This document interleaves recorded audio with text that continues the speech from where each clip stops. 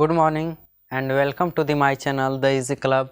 Today we are going to learn about which and parts of speech of which and use of which in the sentences and identify whether the which is determiner or pronoun. So let's start. Which is its parts of speech is determiner and pronoun. Which our word is which and its parts of speech is determiner and pronoun both. यह जो word है विच, इसका दो parts of speech होता है, एक determiner और दूसरा प्रोनाउन। तो डिटर्मिनर का यूज कब होता है और प्रोनाउन का यूज कब होता है और किस रूप में यह डिटर्मिनर बोला जाएगा और किस रूप में यह प्रोनाउन बोला जाएगा, इसी के बारे में हम लोग इस लेक्चर में देखेंगे। तो हमारा आपसे रिक्वेस्ट होगा, यदि आप इस लेक्चर को अच्छे से देखना चाहते हैं और इससे कुछ सीखना चाहते हैं तो कृपया कॉपी और एक पेन ले करके बैठे, ताकि जो भी पॉइंट आए उसे नोट कर लें। इससे आपको बहुत आसानी होगी, कभी भी पलट करके आप उसे देख सकते हैं, हमेशा वीडियो देखने की ज़रूरत नहीं रहेगी। तो विच हमारा डिटर्मिनर भी और प्रोनाउन भी है। तो डिटर्मिनर कभी भी यूज होता है तो वह नाउन के साथ यूज होता है, यानी कि डिटर्मिनर जब भी यूज होगा तो नाउन के साथ यूज होगा। तो यदि विच डिटर्मिनर रहेगा तो उसके बाद हमेशा क्या आएगा, नाउन आएगा। डिटर्मिनर प्लस नाउन, जब भी विच डिटर्मिनर होता है तो उसके बाद क्या आएगा, नाउन आएगा। और यदि विच प्रोनाउन होता है तो वह या तो सब्जेक्ट के रूप में काम करेगा या फिर ऑब्जेक्ट के रूप में काम करेगा। तो इस सेंटेंस में हम लोग देखते हैं कि विच कहाँ पर डिटर्मिनर है और कहाँ पर प्रोनाउन है।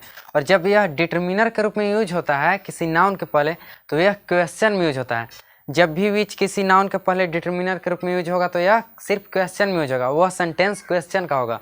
तो चलिए देखते हैं एग्जाम्पल की मदद से। फर्स्ट एग्जाम्पल है विच पेन इज योर। इस सेंटेंस में विच हमारा यहाँ पर डिटर्मिनर है। क्यों? क्योंकि यह पेन नाउन से पहले यूज हो रहा है, इसलिए यहाँ पर यह क्या हो गया, डिटर्मिनर हो गया।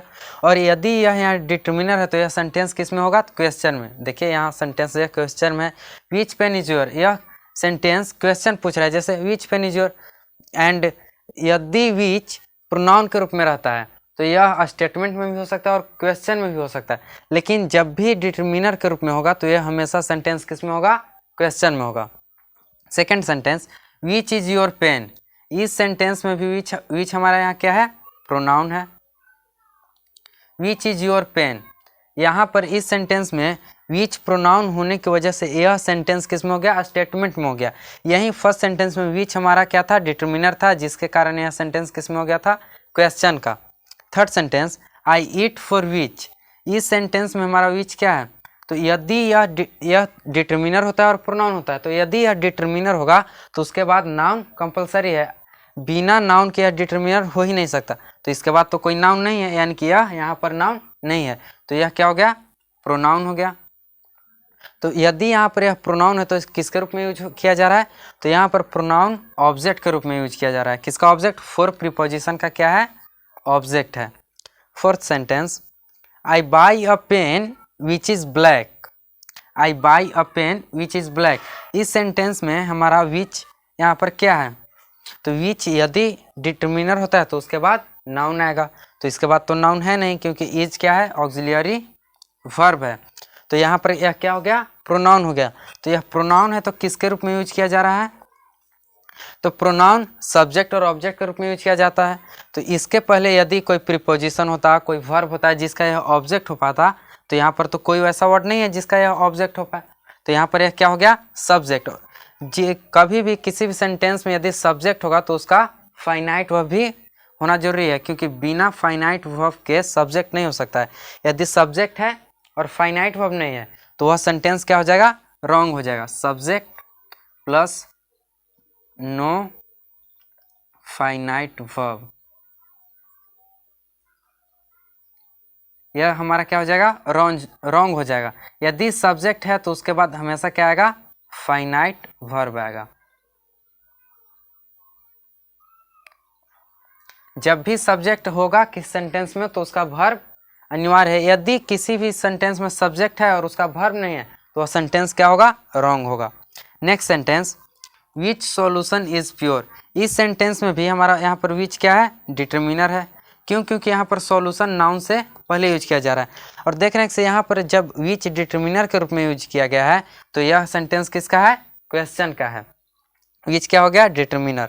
Sixth sentence, I eat a mango which colour is yellow. अब इस सेंटेंस में हमारा विच क्या है, क्योंकि यहाँ तो क्वेश्चन मार्क भी नहीं है कि सेंटेंस क्वेश्चन का हो सकता है, तो विच यहाँ पर क्या है, डिटर्मिनर। लेकिन हम लोग ऊपर से देखते आ रहे हैं कि जब भी विच डिटर्मिनर के रूप में यूज किया जा रहा है तो हमेशा क्या हो रहा है, वो सेंटेंस किस में हो रहा है, तो क्वेश्चन में हो रहा है। लेकिन यह सेंटेंस तो क्वेश्चन में नहीं है, क्यों, क्योंकि यहाँ पर कलर नाउन है, ठीक है, और विच यहाँ पर क्या है, डिटर्मिनर है। लेकिन यह इसका पीसी नहीं है। पीसी मतलब प्रिंसिपल क्लॉज। कोई भी सेंटेंस का जो full stop, question mark, full stop, कोई भी मार्क होता है वह पीसी पर डिपेंड करता है, प्रिंसिपल क्लॉज पर। इसका पीसी यहाँ से यह हो गया, PC. PC means principal clause, और यह यहाँ से क्या हो गया, एससी मतलब सब ऑर्डिनेटिंग क्लॉज, और यह एडजेक्टिव क्लॉज इसका क्या हो जाता है, पार्ट हो जाता है। सब ऑर्डिनेटिंग क्लॉज का 3 पार्ट होता है, एडजेक्टिव क्लॉज, नाउन क्लॉज और एडवर्ब क्लॉज। यहाँ पर यह कौन सा क्लॉज है, तो एडजेक्टिव क्लॉज है। देख रहे हैं कि यहाँ पर, तो यहाँ पर यह सेंटेंस डिटर्मिनर आ रहा है, उसके बाद कलर नाउन आ रहा है, फिर भी क्वेश्चन नहीं हुआ क्योंकि यह क्या था, पीसी नहीं था।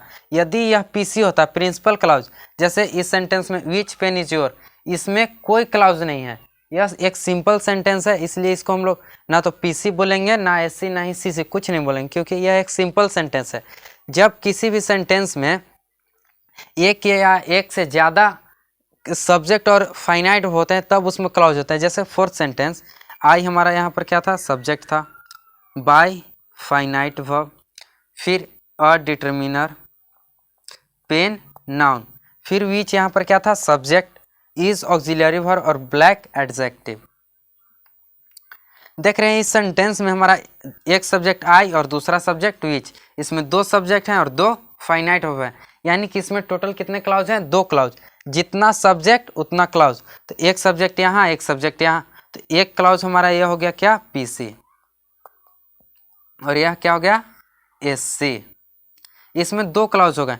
लेकिन फर्स्ट सेंटेंस में यह एक सिंपल सेंटेंस है, क्योंकि इसमें एक ही सब्जेक्ट और एक ही फाइनाइट वर्ब है, इसी के कारण यह एक सिंपल सेंटेंस है।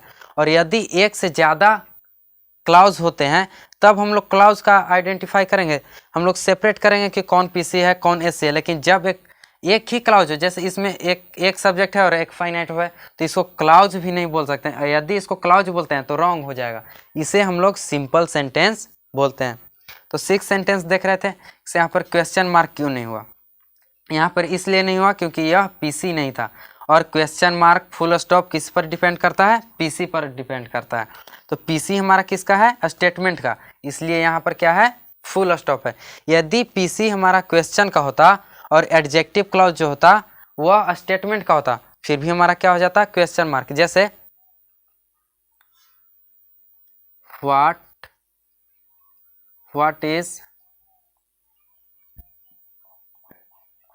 what is blue, which is a color। इस सेंटेंस में what is blue which is a colour, यहाँ पर विच इज अ कलर यह तो स्टेटमेंट का है, लेकिन यहाँ पर देख रहे हैं कि व्हाट इज ब्लू, यह जो पीसी है वह हमारा स्टेटमेंट का नहीं है, यह क्वेश्चन का है, इसी कारण यहाँ क्या हो गया, क्वेश्चन मार्क हो गया। तो हमारा question mark, full stop, exclamation mark हमें हमेशा किस पर डिपेंड करता है, तो पीसी पर डिपेंड करता है, पीसी और एससी। नेक्स्ट आगे देखते हैं। तो हम पूरा जो यहाँ से यहाँ तक विच पर जो डिस्कशन है, इस पर टोटल कंक्लूजन यह होता है कि विच जब भी डिटर्मिनर के रूप में यूज होगा तो यह क्वेश्चन में यूज होगा। कब, यह जब भी डिटर्मिनर के रूप में यूज होगा तो यह हमेशा क्वेश्चन के लिए यूज होगा।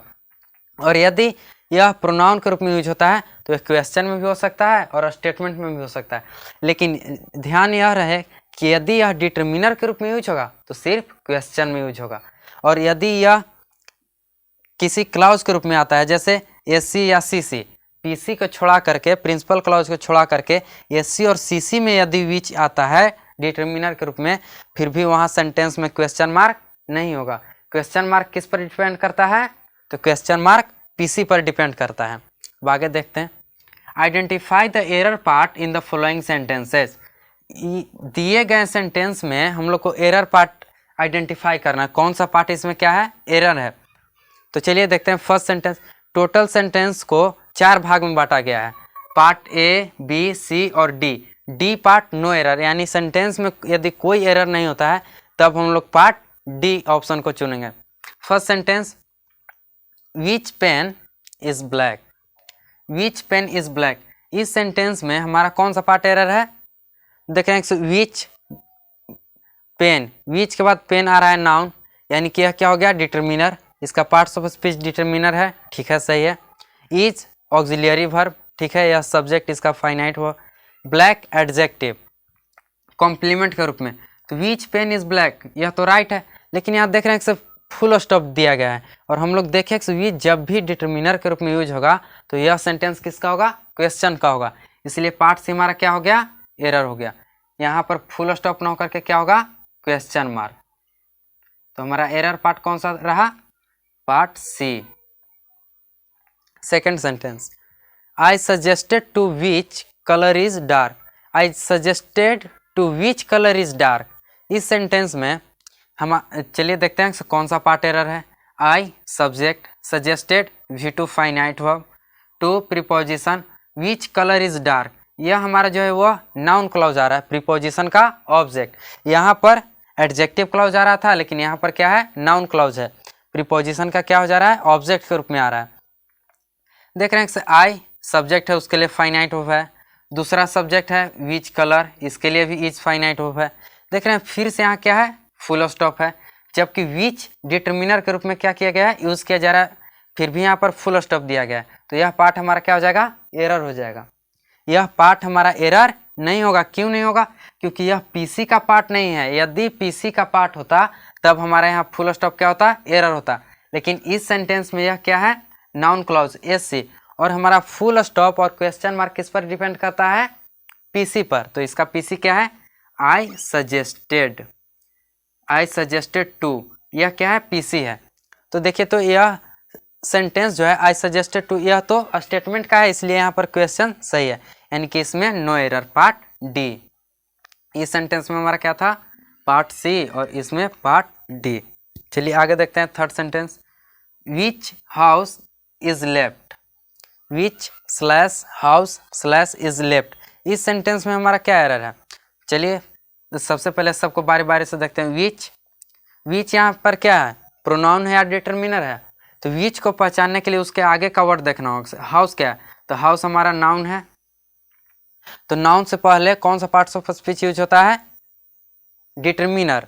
डिटरमिनर दिया गया है, डिटरमिनर प्लस नाउन, तो विच क्या हो गया, डिटरमिनर हो गया। हाउस नाउन, ठीक है। इज इसका फाइनाइट वर्ब, लेफ्ट क्या है, left, which house is left, इस सेंटेंस में हमारा विच हाउस, यहाँ देख रहे हैं यह डिटरमिनर के रूप में यूज किया गया है, और यह एक सिंपल सेंटेंस है, तो जब भी डिटरमिनर के रूप में यूज किया जाता है विच, तो वह सेंटेंस किसका होता है, क्वेश्चन का होता है। तो यहाँ पर देखिए फिर से यहाँ पर फुल स्टॉप दिया गया है, क्या होगा, क्वेश्चन मार्क।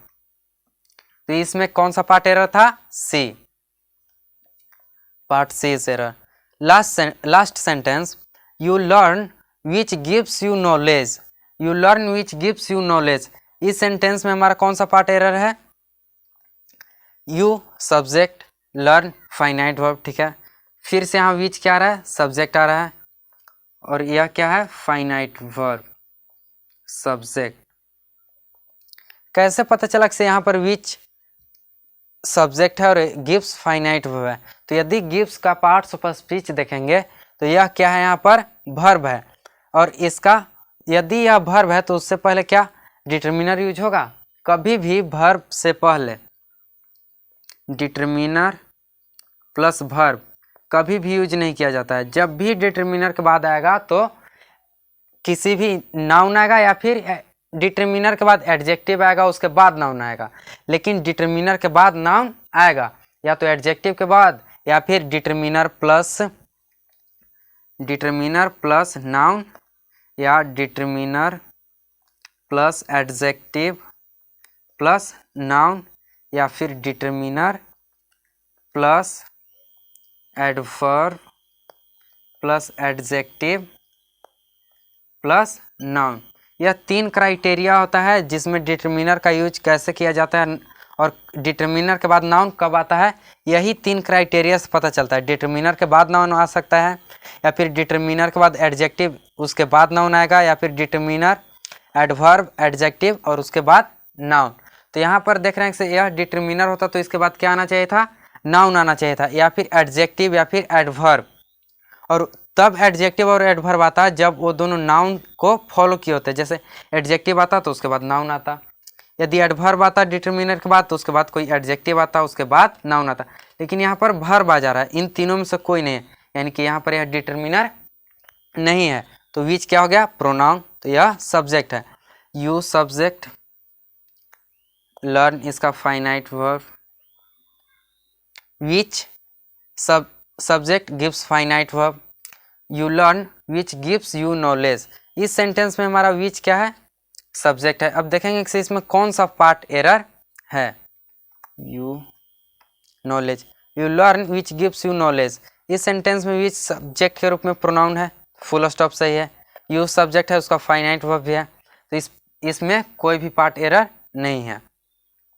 पार्ट एरर था कौन सा, सी, यहाँ पर यू अभी हमने लिखा है यू, तो पार्ट सी हमारा क्या हो गया, एरर। यहाँ यू न होकर क्या होगा, यू। कौन सा पार्ट एरर है इसमें, पार्ट सी। तो इस लेक्चर के दौरान हम लोग देखें कि विच क्या होता है, इसका पार्ट्स ऑफ स्पीच क्या है और इसका यूज किस तरह से किया जाता है। यदि यह डिटर्मिनर है तब इसका यूज कैसे होगा, और यदि यह प्रोनाउन है तब इसका यूज कैसे होगा। और इसमें कुछ साइन से रिलेटेड भी, से कब फुल स्टॉप और कब क्वेश्चन मार्क। जब विच का यूज किया जाएगा तो कब फुल स्टॉप होगा और कब क्वेश्चन मार्क होगा। और इसमें हम लोग देखें नाउन का क्राइटेरिया, कब डिटर्मिनर के बाद कैसे नाउन आता है, और क्लाउजेस पर भी थोड़ा सा डिस्कस किए हैं। पीसी क्या होता है, पीसी साइन किस पर डिपेंड करता है, तो पीसी पर डिपेंड करता है। और एससी का कितने पार्ट हो जाते हैं, 3 part, noun clause, adjective clause और एडवर्ब क्लाउज। और यदि सेंटेंस में फाइनाइट वर्ब नहीं हो, सब्जेक्ट हो और फाइनाइट वर्ब नहीं हो, तो वह सेंटेंस नहीं होगा, वह गलत हो जाएगा। सब्जेक्ट, यदि किसी भी सेंटेंस में सब्जेक्ट है तो उसका फाइनाइट वर्ब भी होना जरूरी है। तो हम लोग इस लेक्चर में इतना ही कवर किए हैं, और यदि लेक्चर अच्छा लगा हो तो कमेंट जरूर कीजिएगा।